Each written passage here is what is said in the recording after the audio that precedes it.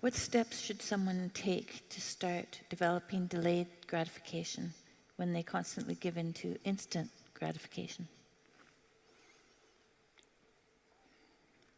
Well, okay, imagine, I know the answer to this to some real degree because I had graduate students in particular who I picked because they were very smart and often very creative, but sometimes they weren't very conscientious.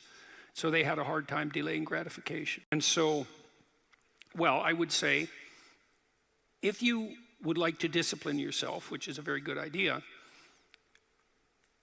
you need to pick a direction. Pick a direction you want to go first. Pick a goal you would like to attain. And a medium to long-term goal. You might imagine something you need and want, some attainment that would motivate, whose pursuit would motivate you. And you can ask yourself that. It's a good question to ask yourself in general, you know. This is a very good question to ask yourself is, if you could have what you needed and wanted, what would that be? That sets you up a goal that has some motivational force. This is worth doing. And then you might find, well, you don't do it anyways. And then I would say, well, that's because you're biting off more than you can chew. The next goal is to take your goal and to fragment it into micro goals until you find a micro goal that's small enough that it still presents some challenge that you will do.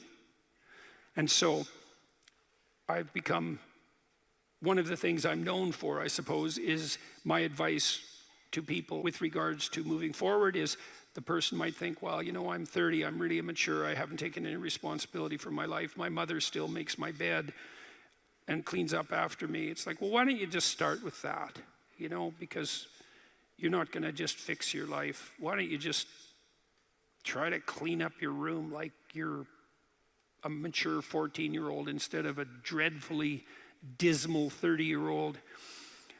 And so, first of all, it's really hard for someone, even if they're desperate, to admit that that's necessary, right? Because it's so bloody humiliating. You mean, really, I'm so damn useless that my basic goal is going to be to clean up my bedroom?